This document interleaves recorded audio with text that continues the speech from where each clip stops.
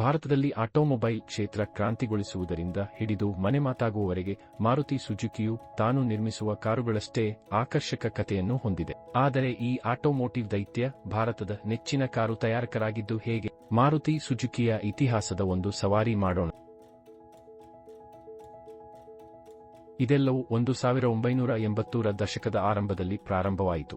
ಆಗ ಭಾರತದಲ್ಲಿ ಕಾರು ಹೊಂದುವುದು ಕೆಲವೇ ಜನರಿಗೆ ಮಾತ್ರ ಸಾಧ್ಯವಾದ ಐಷಾರಾಮಿ ವಸ್ತುವಾಗಿತ್ತು. ರಸ್ತೆಗಳು ಬೆರಳೆಣಿಕೆಯ ಮಾದರಿಗಳಿಂದ ಪ್ರಾಬಲ್ಯ ಹೊಂದಿದ್ದವು ಮತ್ತು ಭಾರತೀಯ ಆಟೋಮೊಬೈಲ್ ಉದ್ಯಮಕ್ಕೆ ದಿಕ್ಕನ್ನೇ ಬದಲಾಯಿಸುವ ವ್ಯಕ್ತಿಯ ಅಗತ್ಯವಿತ್ತು. 1981ರಲ್ಲಿ ಭಾರತ ಸರ್ಕಾರವು ಜಪಾನ್ನ ಸುಜುಕಿ ಮೋಟಾರ್ ಕಾರ್ಪೊರೇಷನ್ನೊಂದಿಗೆ ಪಾಲುದಾರಿಕೆ ಮಾಡಿಕೊಂಡು ಕೈಗೆಟುಕುವ, ವಿಶ್ವಾಸಾರ್ಹ ಮತ್ತು ಇಂಧನ ಸಮರ್ಥ ಕಾರನ್ನು ರಚಿಸಿತು. ಹೀಗಾಗಿ ಮಾರುತಿ ಉದ್ಯೋಗ್ ಲಿಮಿಟೆಡ್ ಜನಿಸಿತು.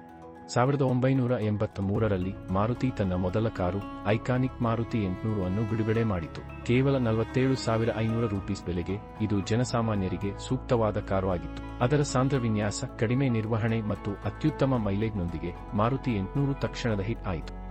ಅದು ಕೇವಲ ಕಾರಲ್ಲ, ಲಕ್ಷಾಂತರ ಭಾರತೀಯರ ಆಕಾಂಕ್ಷೆಯ ಸಂಕೇತವಾಗಿತ್ತು. ಮಾರುತಿ 800 ಭಾರತದ ಪ್ರಯಾಣದ ಮಾರ್ಗವನ್ನೇ ಬದಲಾಯಿಸಿತು.